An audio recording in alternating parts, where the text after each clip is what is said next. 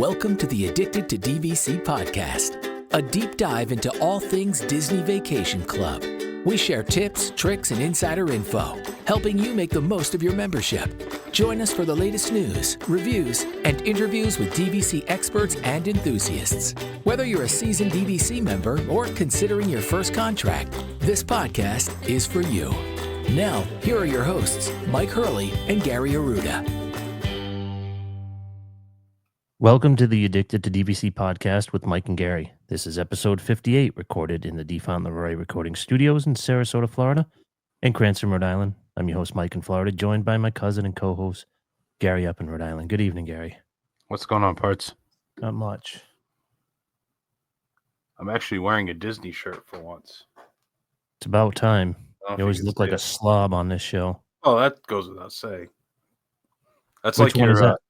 Animal Kingdom villas. Figure you're going to wear it for why we talk DVC this evening? Well, why not? Yeah. Well, you had the Hilton Head one on. That's like just like this. It's it has just the like that, yeah. It's a I like it, beautiful though. shirt. Yeah, it's nice. If they keep this one up, I'll get one every time I stay somewhere. Because it's subtle. I like that it doesn't like smash you over the head with it.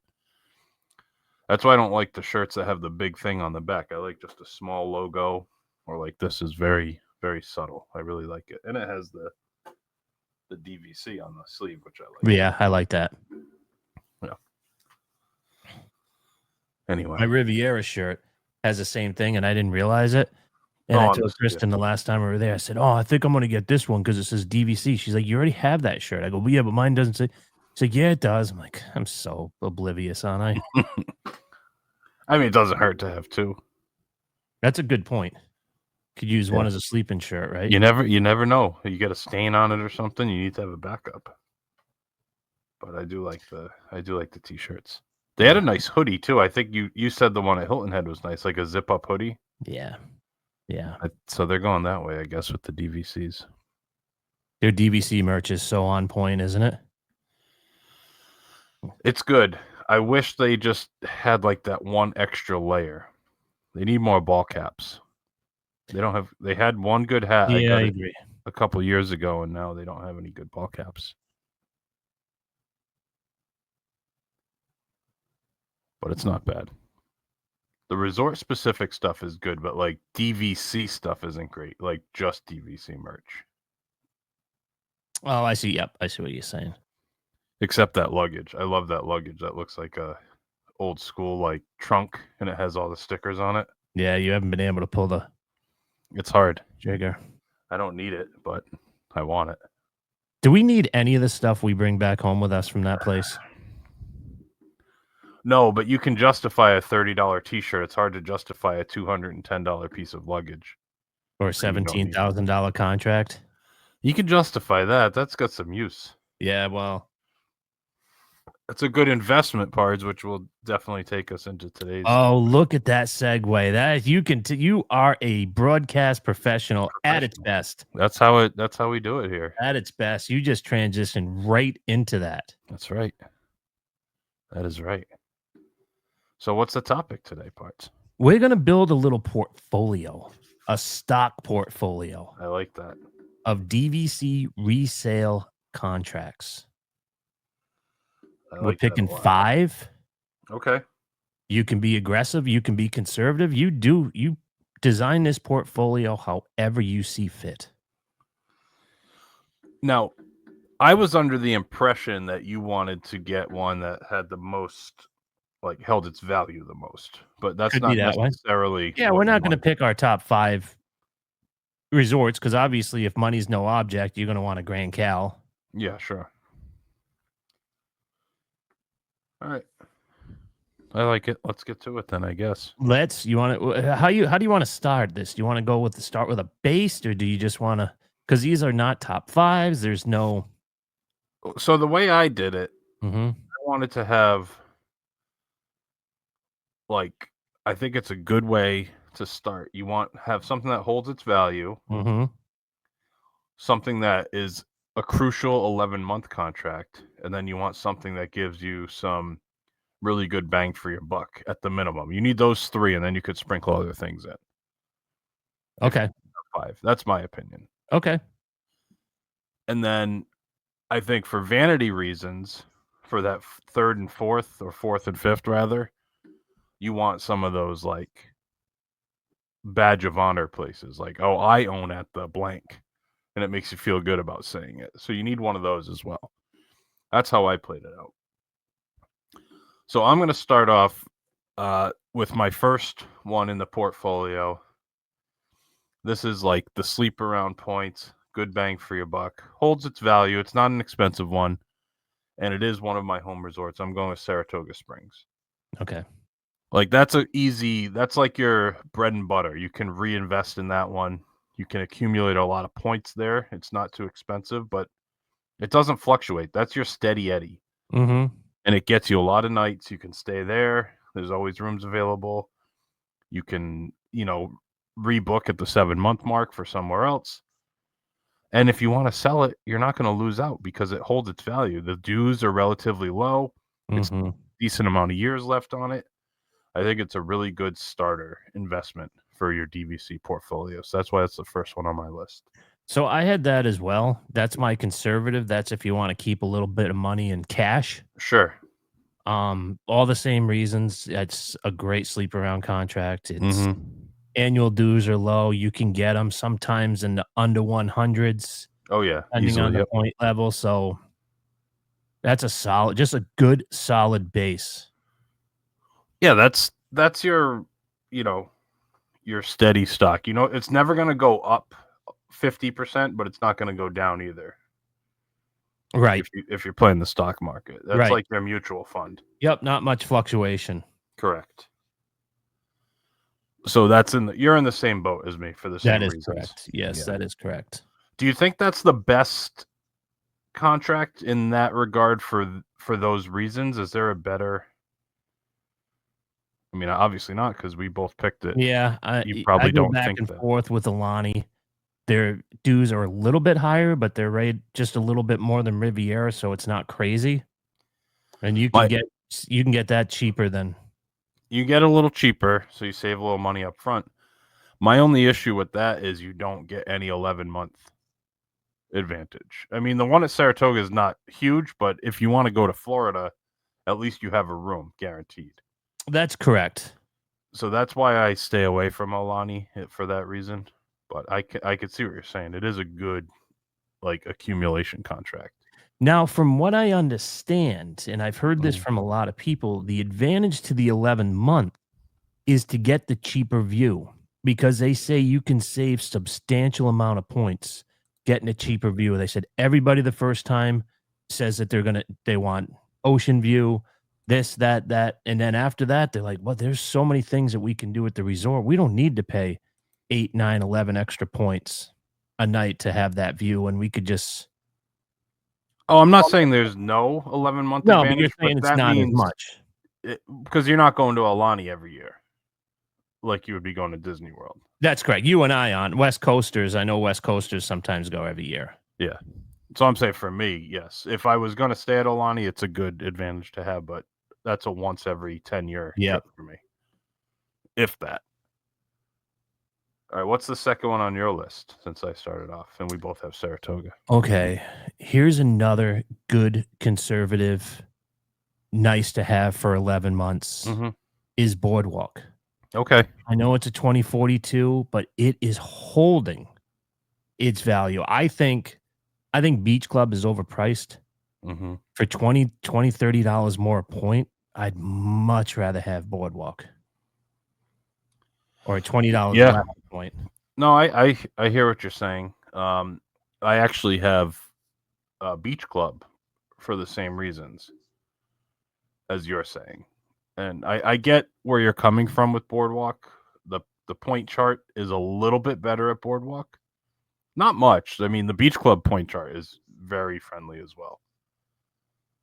You get a good bang for your buck there. The dues are similar, and the Beach Club. I feel like the only reason I went with Beach Club over Boardwalk is because if you needed to sell it, you can get more money out of it on the back. Yeah. They both have the same expiration date. They have similar point charts, similar 11-month advantage. I just feel like if you're in a spot where you need to unload some points, you're going to make more money on a beach club contract than a boardwalk, but you're going to pay more upfront for it. So it may be a wash.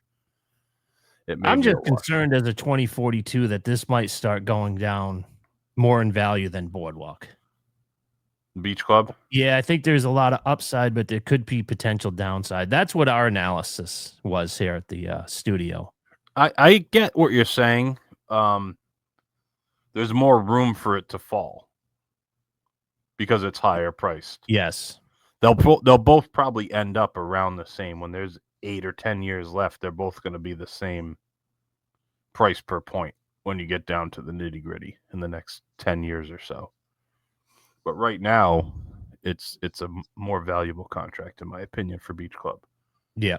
Higher investment up front. Mm-hmm. So depending on when you may sell it, if you are going to sell it, you may be taking more of a risk. But if you think you're going to sell it within the next 5 years, I think Beach Club is a better investment. And, if you're going to rent reservations, Beach Club probably gets you a little more money than a boardwalk does. Not much, though. They're very similar in that regard. Yeah. Very similar. I could be talked into boardwalk. I'm sure you could be talked into Beach Club. They're pretty close. No doubt. They're very close to each other. And I went Beach Club just because, my kids like it. So I think we would take advantage of the 11-month mark more with that contract than a boardwalk. But I really like the boardwalk contracts as well. A little easier to swallow getting into it too, for sure. Because they're basically a combination of sleep around and an 11-month contract. Yeah, Saratoga is not an 11-month contract. No, you're not getting much advantage because you can get a room there at about a month and a half if you need to. Right. So Beach Club, you're right. If you're gonna have a contract there, there's so few rooms there. You should use it there. If you have a contract at Beach Club, you should use it for Beach Club. It's great for the locals who want to go up for food and wine for a weekend or to go see a specific band. Not that by the 11th month you're not going to know what specific bands are around, but no, but you book a few weekend stays and then different weekends and then modify them. You're right. Yeah. Yep. But Boardwalk's the same way for that. You like the vibe at Boardwalk a little better than Beach Club. Hard to say. I think it's more of an adult hotel. I think Boardwalk and Yacht Club are more of the adult focused resorts. I love the standalone that the Beach Club has. I like that standalone building. I love that drawing room. And I love the what do you call that other room? The sun. It's not a sun. It's like a sunroom.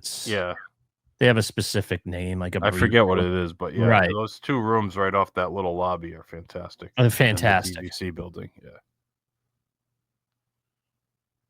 yeah. Boardwalk's a little bigger, so it's easier to get a room, but they're still hard to come by, especially the low point ones. Yeah, you want those low point in Septembers? I mean, 9 points a night is crazy. Isn't that gorgeous? So it does go a long way. I think the next one on my portfolio, you need to have at least one monorail resort in your portfolio. If you want a truly diversified portfolio, you need one monorail. Got to have a monorail and an Epcot. Yes. So we've got our Epcot out of the way. Yep. We've got our sleep around out of the way. Now we're looking at our monorail resorts. Yep. And I believe there's only one of two, but I might be surprised with your answer. Now, I'm looking at it in two ways. The price per point and resale ability. So the bang for your buck and how it holds its value. And I think the one that checks both those boxes the best for me is Bay Lake Tower. Okay, that was not on my radar. No, that was the 0 out of 3. That was a 0 out of the 3. That's correct. It's got a great end date. It's easier to get in. It's just a lower cost of entry to get into it. The dues are low. The point chart is about the same as the other two. It's actually slightly lower, I think, than the Poly and the Grand Floridian. Yes, much lower, yes. So you get more room for your point. You get more bang for your buck buying in initially. Oh, And I what do you think pay, annual dues? the dues are low. Not as Yeah, low as Grand, but no, they're the low Grand is, I enough. believe, the Yeah. lowest. But they're still relatively low. You're not paying out the nose.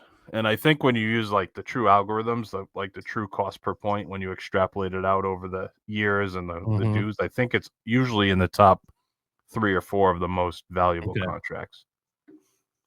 So if I'm going to have a monorail, which if you're going to have a truly diversified portfolio, you need to have a monorail. Sure. I think that's your best bet, in my opinion, is a Bay Lake.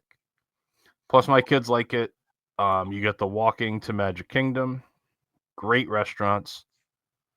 Definitely my vibe. I know people don't love the smaller rooms there, but I love that refurb. That refurb really drew me in. It's such a good refurb over there. We talk about it all the time. Fantastic. So I take it you don't agree, since that was not on your radar for your monorail. You are correct, right? And you don't like the Polynesian, so I think I have an idea of which one is in your portfolio. I honestly, we're not talking about favorites. We have to put the blinders on. This is all about making jack, Okay. I think the Polynesian's overpriced on the resale market. I mean, that crept up when the rumors and it was confirmed that the tower was going to be rolled in with the original association. That thing crept up to close to 200. Yeah. Oh, it's ridiculous. There was no point to buy a resale contract at that point. If you're going to buy into the poly, you have to go direct. Yeah, correct. But I'm going Grand. Okay. All the analysis that I see is just how it just totally holds its value. Mm-hmm. I mean, it goes down a little bit. Disney's constantly buying these things back. I mean, Disney loves this resort. People love this resort. It's their flagship. Of course, yep. Low dues.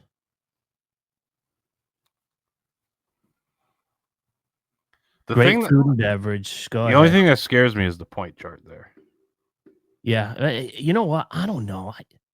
I think the point charts are fair. I mean, I hear a lot. I might be the only person who thinks that their point charts are fair. I hear people kicking and screaming about the point charts.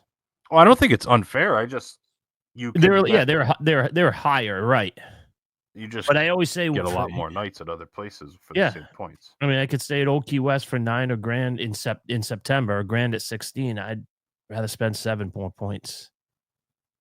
I just don't. Yeah, when you do 2 nights or 3 nights, I can see that. When you're doing 6 or 7 nights, that adds up real quick. At a chunk, Yeah. So for someone like me who likes to go for a week at a time, that's a big difference to stay there. Yeah. You lose out on a lot of nights when you do that. But I mean, it's a great resort. Don't get me wrong. I think it's interesting. Neither of us chose the poly for our monorail. I just don't. It's the worst for kids. I mean, it's the best for kids, but it is terrible for adults only. I mean, it is. But I think it might hold its value in the current state more than the Grand does. It's hard to say. The Grand just never dips. Yeah. It just stays steady. I just think I don't know. The poly's always up there too. It is. I mean, I agree with you. I would, if you gave me the choice between the two, I would probably take the Grand over the poly for a contract. But if it's as an investment, I don't know if the poly maybe at the current time might be a better investment. Long term, the Grand's probably a better investment. So I guess it depends on if you're looking for short term or long term. Yep. Yeah, I think the Grand is a buy and hold. I agree with that, yeah. It's going to hold its value longer than the poly does.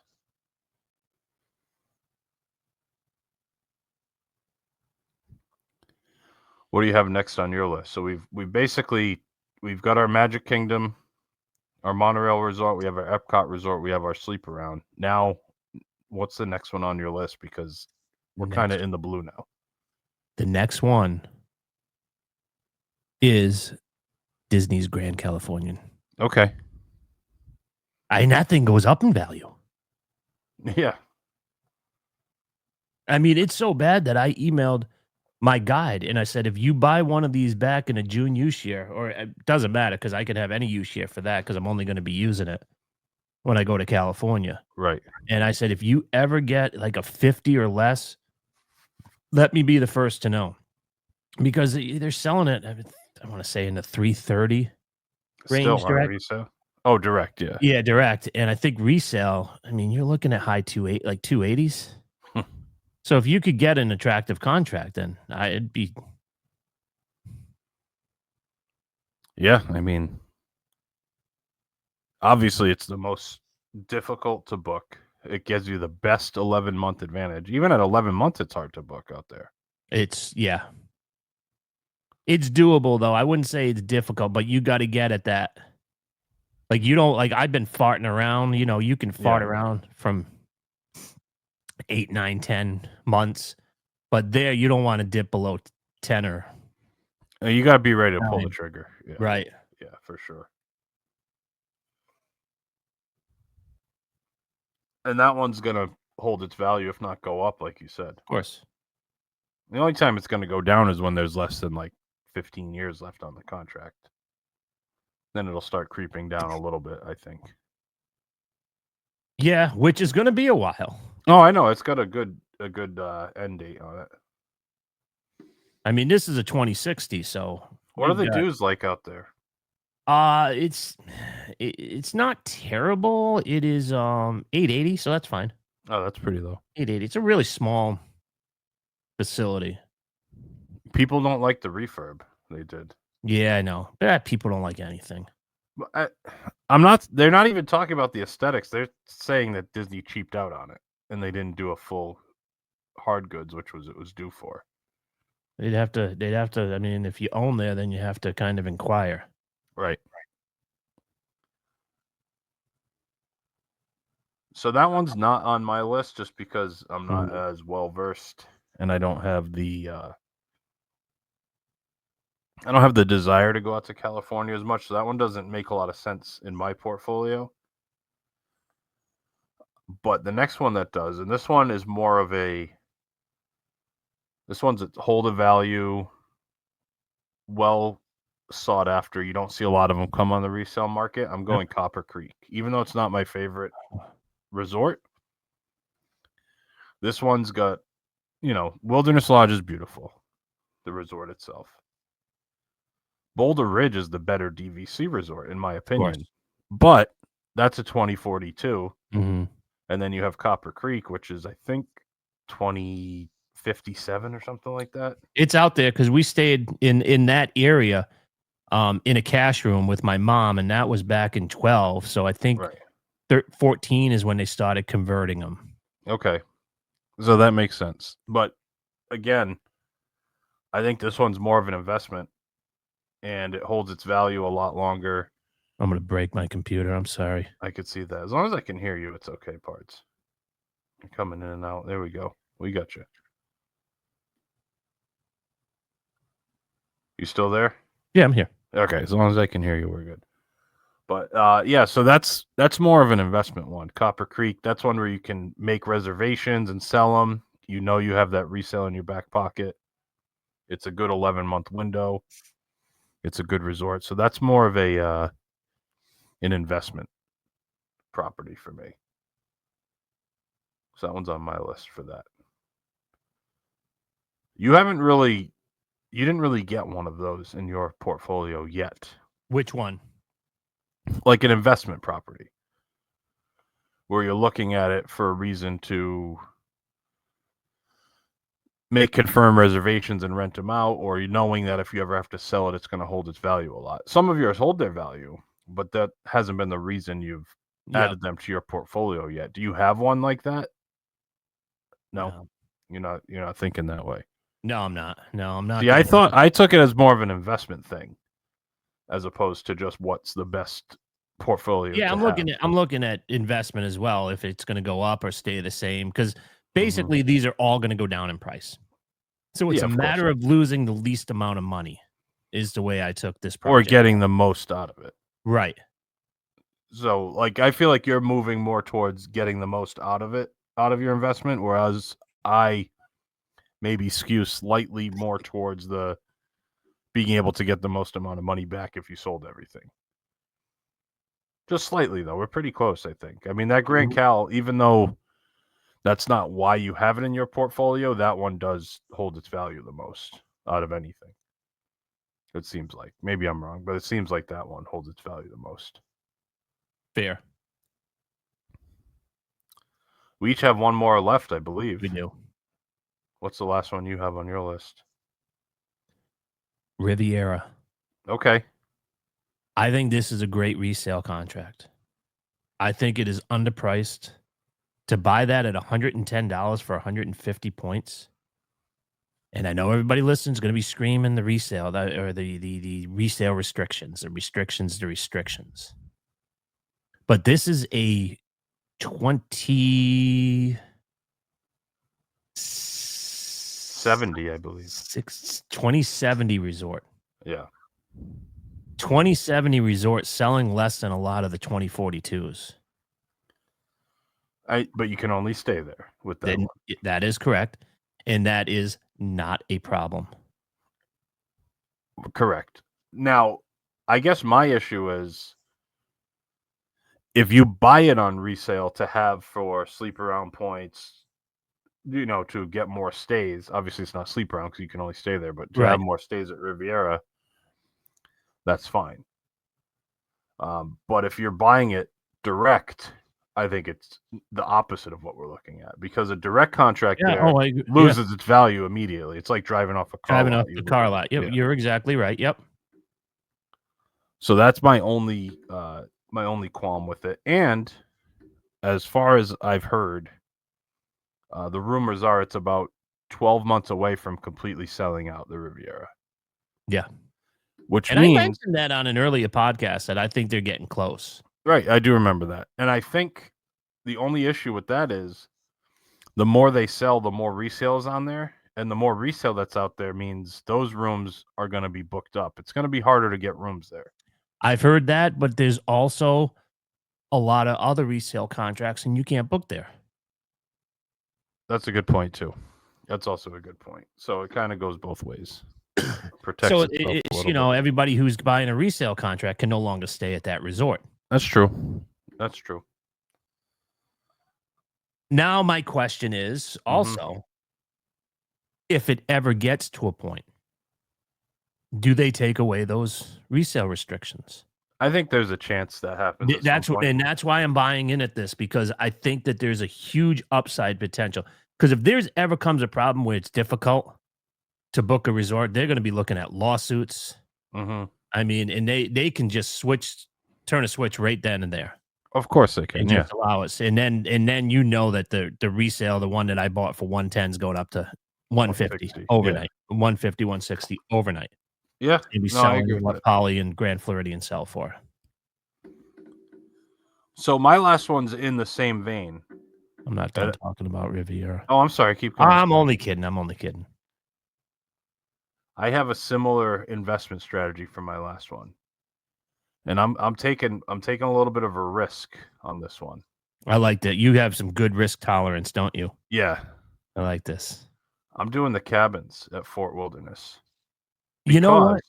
I think that Susie brought this up too on our walk. I think the Lakeshore Lodge is going to be part of it. So I'm trying to get in on the ground floor. Exact same thing.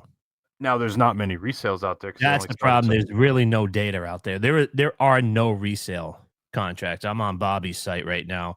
None. There was one that was released a month or two ago, and I heard that the sellers just brought it back in, so it didn't even sit out there. Yeah. So we have no analysis for what it sold for. So I think you're taking a hit for a couple years because then you have to stay at the cabins with that contract. However, that's one I think you can rent out. That's an attractive rental. Of course it is. Of course, because the resale people can't book it. And then if that Lakeshore Lodge gets folded into it, now you have a beautiful brand new resort which you have access to, and it's also going to bring the dues down. There's high dues there. Yeah. That's a problem with that. Yep, that resort is going to bring the dues way down.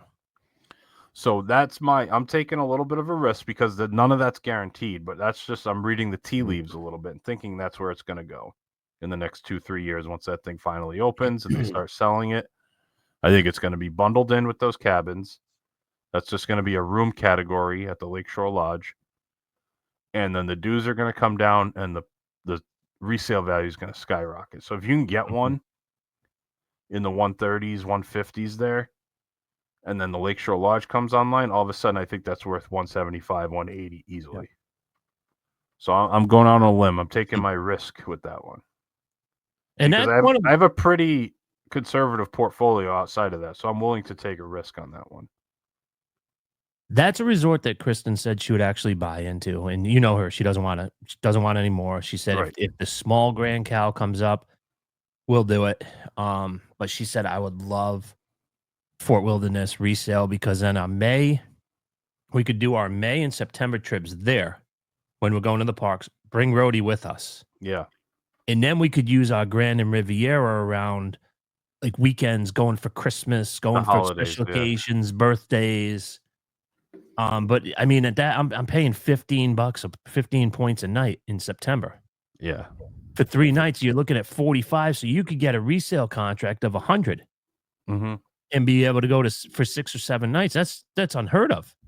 The problem is you're not getting 100 because no one bought in at 100 because it was direct. Yeah, but you can buy in. You can buy add-on. I'm just saying, like, not no one, but there's going to be a lot less. It's going to be 150 and up, I think, for the most part. I think so. But like I said, if I wanted to buy there direct, the minimum I believe is 50 points. So I could buy a 50 point. And you can also buy direct first time and buy 100 points. You're just not getting the blue card. Right. So I'm just saying most people are buying 150. I agree. And a 150 would be too much, but if I ever saw like a 100, yeah.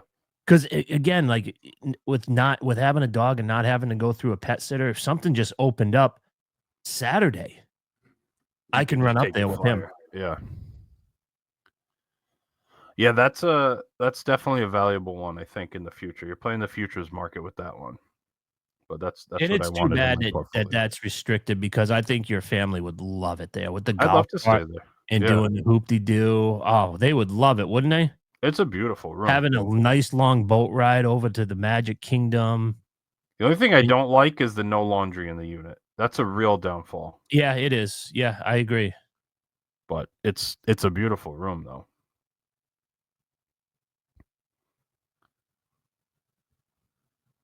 I almost like that style of one bedroom a little more than the others.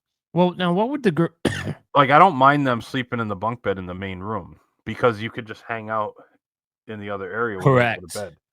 Whereas in a traditional one bedroom, like they're sleeping in the main area, and so now we're still hanging out in the room if we want to stay up late. So, like I like that option. Like if I want to stay up and watch college basketball game and drink some beers, like in a regular one bedroom, that kind of stinks. Because I'm sitting on the bed and I'm going out to the main room to grab out of the fridge. That's where they're sleeping. Yeah, I understand. Yeah. Whereas in the Fort Wilderness, it's a bunk bed in the main room, so I can just camp out in the kitchen area and watch TV. Gotcha. While everyone else is asleep if we do it that way. So I do like that style.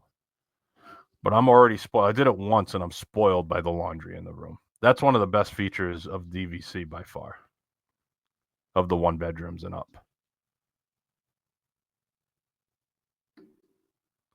Like you wouldn't think laundry would make it's a huge difference, especially for packing. You don't have to think about it. You could just pack like 3 days worth of stuff. Now that like Southwest is charging for bags now and you're not getting checked bags for free anywhere. Like being able to take a carry-on and use your owner's locker and stuff like that. Yeah. Makes a huge difference. Anyway, so that's my portfolio. Yeah. We're pretty similar, reasoning. Similar yet different. Yeah. I don't think there were any outliers. There's just you had Bay Lake Tower. I had the villas at Grand Floridian. So, but I wouldn't say like there was any like, yeah, there's no way. Right. Yeah, no like Hilton Head or Vero. They just don't make sense as an investment. No, economically they make no sense. Old Key West is one. I guess you could maybe switch out I just for don't Saratoga. like the dues. Yeah, they're a little I don't higher like the than dues there. Mm-hmm. Because trust me, I've been keeping my fingers crossed trying to find a 5-star there, and I just can't find one. I just don't like the dues. No, I agree with that. I don't have anything else to add here if you want to bring us home. Yeah, I can bring us home. You can find us on Instagram, Facebook, Twitter, and YouTube at DVC Addicts. Email the show info@addictedtodvc.com. And join our Facebook group, DVC Addicts. From my cousin and co-host Gary in Rhode Island, I'm Mike in Florida. Thanks for listening. We'll talk again next week. Thank you for listening to the Addicted to DVC podcast with Mike and Gary. We want to hear from you. Email us at info@addictedtodvc.com and follow us on all socials at DVC Addicts. We appreciate you being a part of our DVC community, and we'll see you again on our next episode. Thanks again for listening, and welcome home.